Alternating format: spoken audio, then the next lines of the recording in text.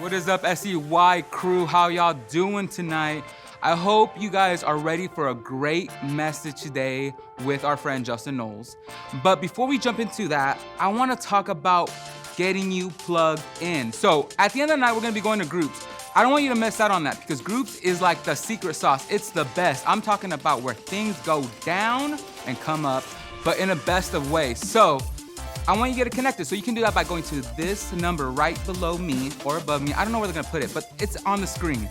After that, just come hang out with us and talk Jesus, talk life, talk about the message, talk about whatever.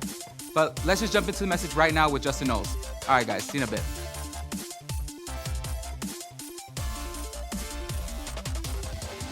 What is going on, Sandals Church Youth? We are so glad that you're here with us tonight. I'm not gonna lie to you, right? This is the place to be real. I love Instagram. It's my favorite thing. That's the first thing I do when I wake up, sadly. All right, I could be real.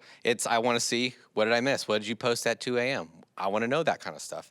I really do. And I know I'm too old for, there's a lot of other platforms out there, like TikTok and Snapchat and all these other ones. But honestly, some of y'all are way too sketchy. You know what I'm talking about, right? Just kind of I don't want to do it, but it is just, some of it's too sketchy, and I don't want to be a part of that, okay? And I get it. See, but social media is a great way to see what's going on with everybody else. And here's a few pictures from my social media account, from my Instagram, because I love it. See, there's my boys. They camping. We went camping a couple weeks ago. I mean, how can you not double tap that picture right there? They're absolutely adorable. And the next one is some of my best friends. We got to go out for my birthday, and they celebrated me with some gifts. I just ate a whole bunch of different food, and it was delicious. And the last one is just our team, our Sandals Church Youth team.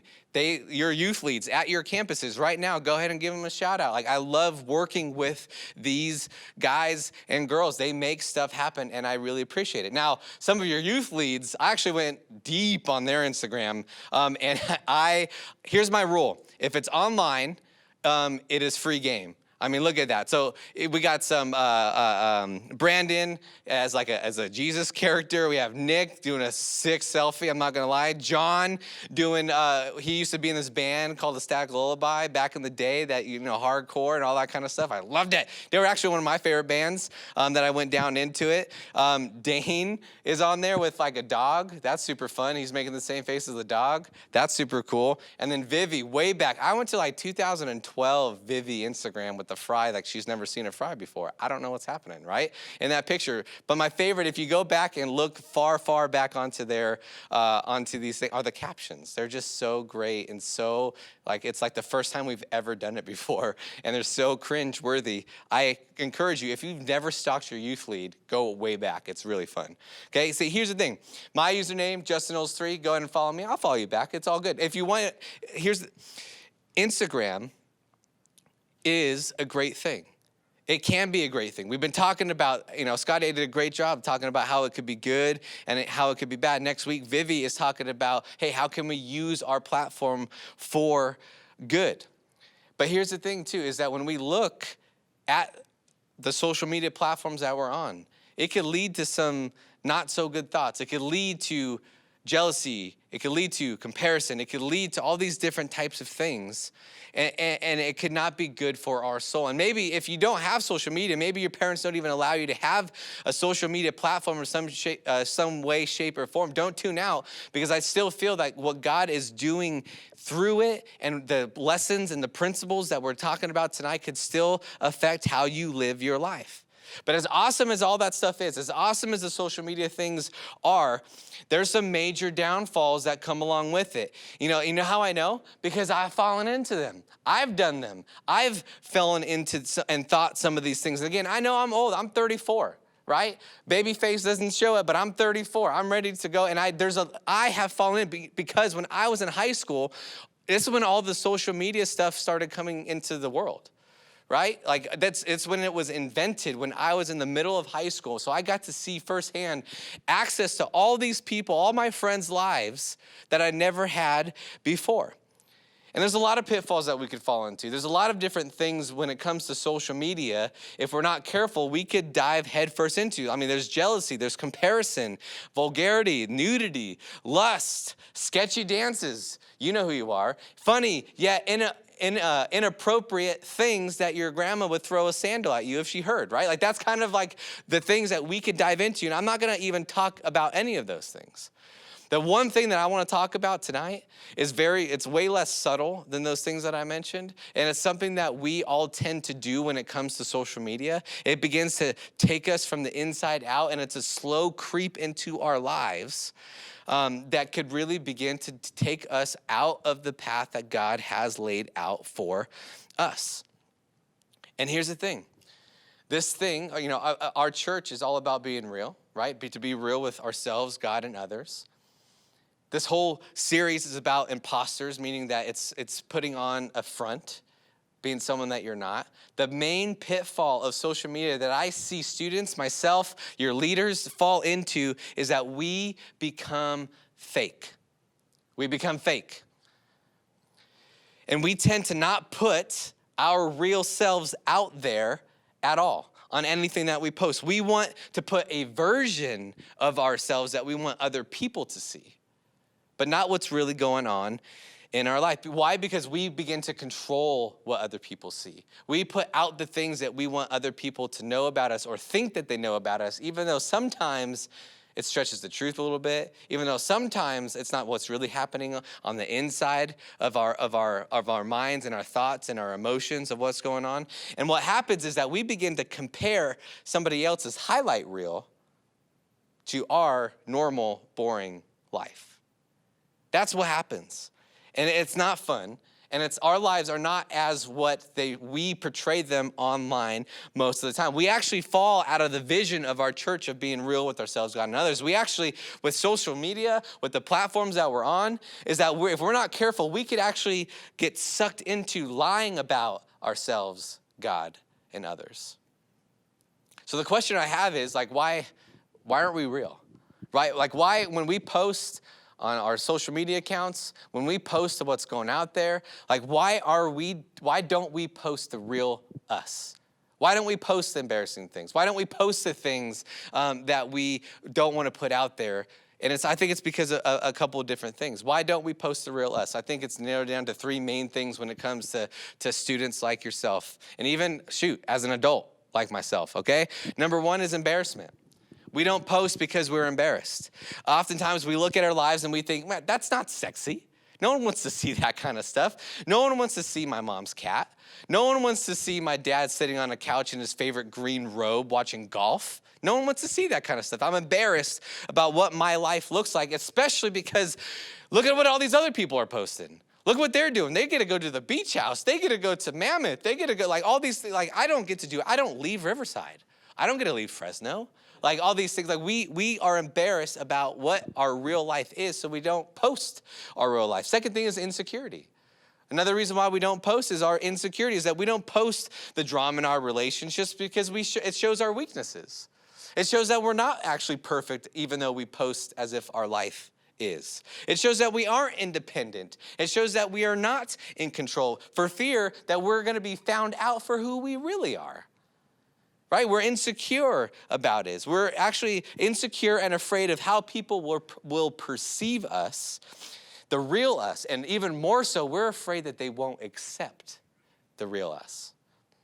The third thing is image, right? We're very image conscious. We definitely want to, we can't be real because we want people to think our life is a different way than it actually is, right? All the influencers and celebrities, they actually put out they have the perfect life. They go to the big mansion. They go to that cool restaurant that was blocked out for them. Everything's airbrushed or photoshopped because they want to make sure that what they put out there is the real life. And even when you compare your life to their life, your life doesn't look very much. And so what you do is you try to put out the best image of ourselves in order so that we can continuously and endlessly pursue the right image. And I promise you, your favorite influencer, their life's not perfect. So why do we try to put out this image that we're not? See, there's nothing wrong either about being choosy about what we choose to post. I'm telling you right now, there's some stuff that you shouldn't post at all. There's some stuff that you shouldn't even think about posting. And so it's okay to be to show some discernment. But what's dangerous is when we begin to think that the image that we project on Instagram is our real life. because it's not. And we begin to live out this fake life that says everything's okay, even though it's not. We begin to live out this life to say, like, my life is perfect, when you know it's not. And it actually begins to really take on a different meaning and the opposite of what our church values so greatly, and that is to be real. So here's what I want us to do. For the rest of our time, I'm going to walk through Colossians 3 because I think it does a really good job of helping us keep it real. And I think it's just a good, it's good access and a good reminder to help us be real on social media, because here's the thing, it makes a difference. Think about all the things that you post and think about all the things that your friends post. How real is it? That's the question that I always want to dive into. Like, how real is this? If someone were to know the real you and you were to post the real you online, would it make a really big difference? And so Colossians 3 helps us, it actually walks us through 4 ways to keep it real, okay? And I want us to navigate through. So number 1, it says to admit where you are. Just admit where you are. This is how you keep it real. You admit where you are. We don't live in an Instagram world where we live in a world that is broken and fallen and hurtful and crumbling. And we need to admit that sometimes that our life, where I stand right now, is not the life that I portray out online. Don't be a pretender. Look what it says in Colossians 3, verse 5 and 6. It says, so put to death the sinful earthly things lurking within you. See, what happens is that we post honestly with what's in our heart. I could pretty much tell you what you value by just scrolling through your feed, by how much time and how much you talk about certain things. And I bet you that you could do the same with your own feed and with all your friends, that you could actually look through and to determine whether or not what they value and what they don't. So it says, put to death the sinful earthly things lurking within you. Have nothing to do with sexual immorality, impurity, lust, evil desires. Don't be greedy, for a greedy person is an idolater, worshiping the things of this world. Because of the sins and the anger, God is coming. Ooh, see, here's what I look at this list. That pretty much hits everybody. I mean, think about it. Lust, greed, worship things over God, other than God. So basically what it's saying, admit that you're broken. That's the first step of being real, is like admit that you are broken and that your life that you portray online is not real life. And that the oh so not perfect you is just where you are, and this is who I am. That's the first step of being real. Second thing is commit to leaving your past in the past. Commit to leaving your past in the past. In Colossians 3, 7, and 8, it says, you used to do these things. You used to. Underline that if you're taking notes. You used to do these things when your life was still a part of the world, but now is the time to get rid of anger, rage, malicious behavior, slander, dirty language. Ooh, I'm gonna go through that list again. Anger and rage, malicious behavior, slander, girls, dirty language, guys, right? Like all that kind of, like, just think about it. This is the time in order for you to get rid of those things. See, I hope that this describes a list of things that you used to do. I hope this describes a list of the things that you once did, but because you knew who Jesus is now, you don't do those things anymore.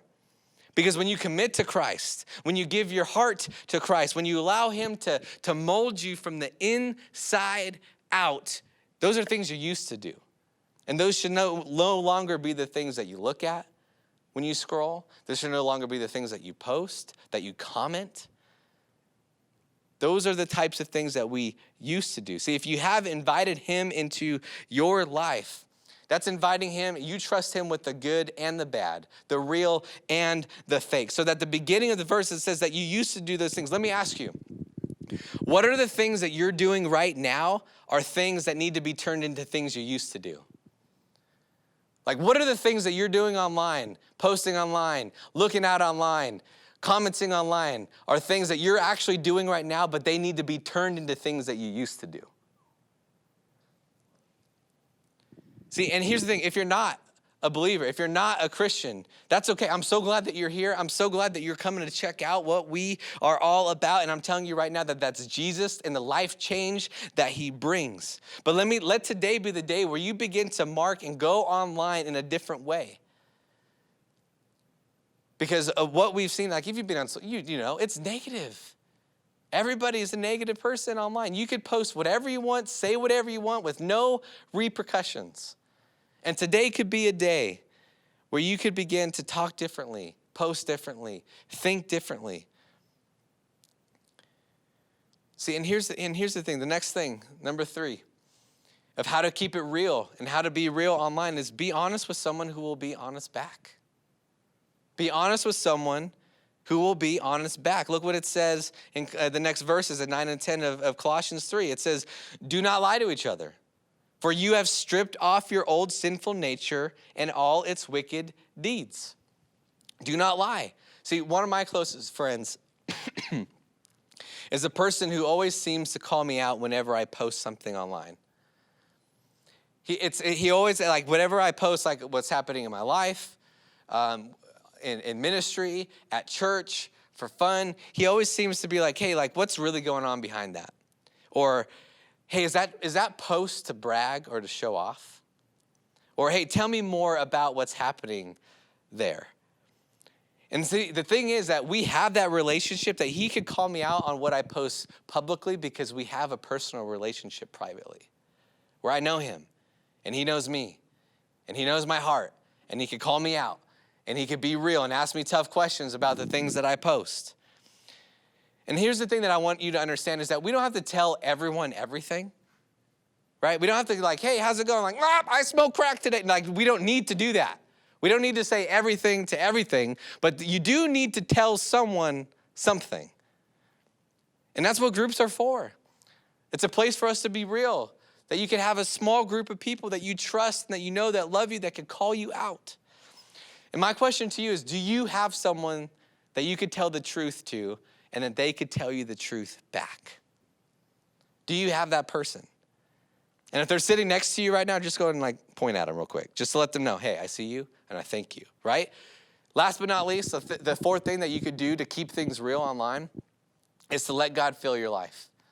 Let God fill your life. At the end of Colossians 3, verse 16 and 17, it says this. It says, let the message about Christ in all its richness fill your lives. Teach and counsel each other with all the wisdom that he gives. Sing psalms and hymns and spiritual songs to our God with thankful hearts. And whatever you do or say, do it as a representative of the Lord Jesus, giving thanks through him to God the Father. See, whatever you do, whatever you say, and I'll even add, whatever you post, do it as a representative of the Lord Jesus Christ. Fill your life with God. See, the problem with social media, the problem with our feeds is that we let it consume us. We allow the feeds of other people begin to fill our own life. And what happens is that it begins to take over. And what happens, it starts to like our eyes and our brains and our minds, trash in, trash out. What we take in comes out of how we live our life. And let God be the main filler of that life. It's way more beneficial. Way more beneficial. See, in fact, what could you post online this week that would be able to help other people? See, here's the thing. It's if you've been through pain, who better to walk someone else through that pain than someone who's already been through it? How would they know that you've been through it if you're not being real about it? If you never posted about it, if you never talked about it? If you've stumbled and sinned, warn people about the consequences that come along with the actions and the regrets from your past because you've already walked through it. Celebrate God for what he has done. Celebrate the life change in your small group. Celebrate the things that God is doing in your life and make it public so maybe other people could see who God is and what he is about. God says, let me fill you with the overflowing of myself. See, God is most honored when we come out of hiding. And that's what social media does. Usually we hide behind the filters. We hide behind the posting of our real selves. And God is most honored when we come out of hiding. God already knows the real you. He already knows. And so what would it look like if we began to post some stuff that is real and honest and not just the highlights in our life? See, I look at it like kind of in our little stage here is I kind of set up something, right? Like here's what we normally post. Look at how awesome is this? It's already set up. It's already perfect. I got my Bible here for my Bible study. I got my little flower, and I got my books because I'm really smart, and I got to make sure that other people know that I read a lot. Got my and I got my coffee, right? This is awesome. It's set up, and it's snap, boom. Did my Bible study today. 30,006 days in a row that I did it, right? All that kind of thing. I know that number didn't make sense. I made it up, okay? The whole point is that we do this to look and pose and have this whole picture of what we want other people to look. This was already set up. I did nothing. But how much time do we spend posting a certain picture in a certain way or retake a picture a certain way because we didn't get it right? And so therefore, we want to make sure other people know that what we have going on, this is what I do. In reality, though, this is not really what we do. See, what I've come to find out is that when I post some real stuff, the not set up stuff, that's when the most of it comes out. See, the other day, I posted something. I was just having a really rough week. You ever have one of those weeks? I'm sure you have, right? I was overwhelmed. I was questioning what God was doing in my life. I was questioning why I even work at a church in doing ministry in the way that we do it. And I was just like, God, what am I doing? You ever had that? And I decided to write up a little something on my Instagram with back in when I took a picture when the Enneagram series was going on at Hunter Park here, where we had this big old graffitied mural that said just real across the top of it. And I just let out an honest post about what I was feeling and what I was feeling in that moment. But then God reminded me that I'm supposed to be doing this in the way that I'm supposed to be doing it. And the craziest thing about it is that all the other pictures, I post my kids because I know that people will like that and they'll get a whole bunch of likes. Like, that's really cute, blah, blah, blah, right? They're awesome and they deserve that. But my real, authentic, vulnerable post about what God was doing and my doubts had way more interaction. I'm talking hundreds and hundreds of likes, hundreds of comments, because it's attached to my Facebook as well, of people saying, wow, thank you for sharing. I feel this. Me too. I've thought those same things. Thank you. Right when I needed to hear this is what I needed. Because what happens is that we tend to post this kind of stuff, where this is literally a set up, posed picture.